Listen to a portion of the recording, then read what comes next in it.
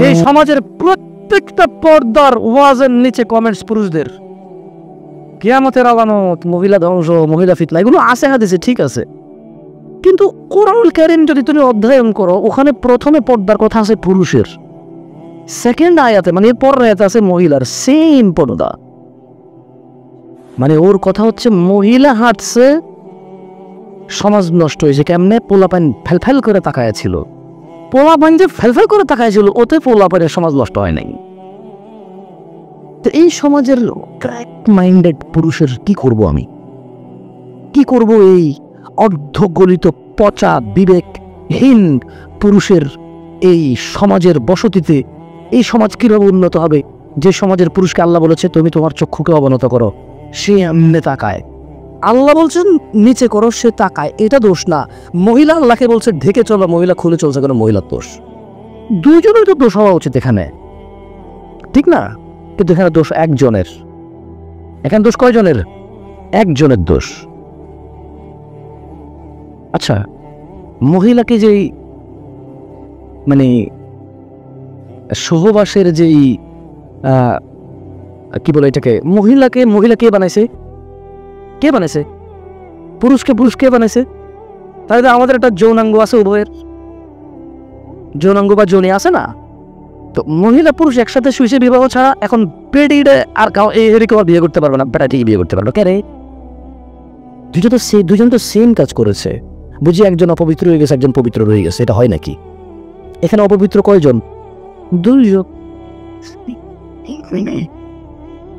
যেখানে সমাজে একটা বেডি বিবাহ হয়েছে, জামাই নির্যাতন করে, ওর তালাক হয়ে গেছে, এখন আর কোনো ভালো পুরুষ ওকে বিয়ের প্রস্তাব দেয় না। কিন্তু এবার ঠিকই টাকার জোরে, গরমে, সামাজিকতা, তার আধিপত্য, তার পরিচিতি, ঠিকই আর একটা বিয়ে করে ফেলছে।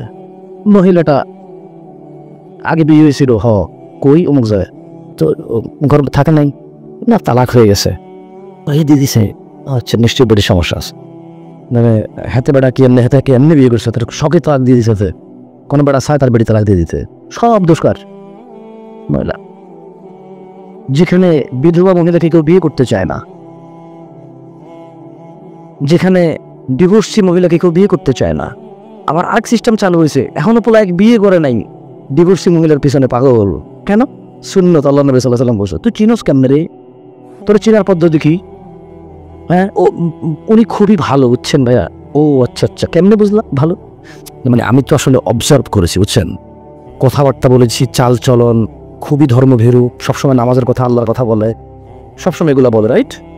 দেখছেন, মানে ও ধর্মভীরু কিন্তু বেরির সাথে কথা কয়।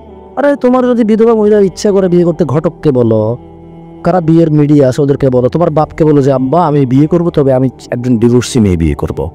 আব্বা আমি বিয়ে করবো, আমি একজন বিধবা মেয়ে বিয়ে করব।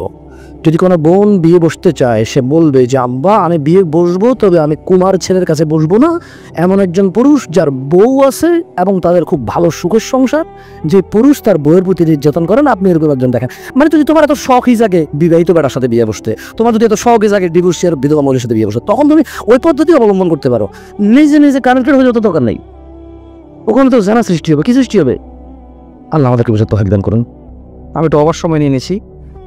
إن الله وملائكته يصلون على النبي يا أيها الذين آمنوا صلوا عليه وسلموا تسليما اللهم صل على محمد وعلى آل محمد كما صليت على إبراهيم وعلى آل إبراهيم إنك حميد مجيد اللهم بارك على محمد وعلى آل محمد كما باركت على إبراهيم وعلى آل إبراهيم إنك حميد مجيد.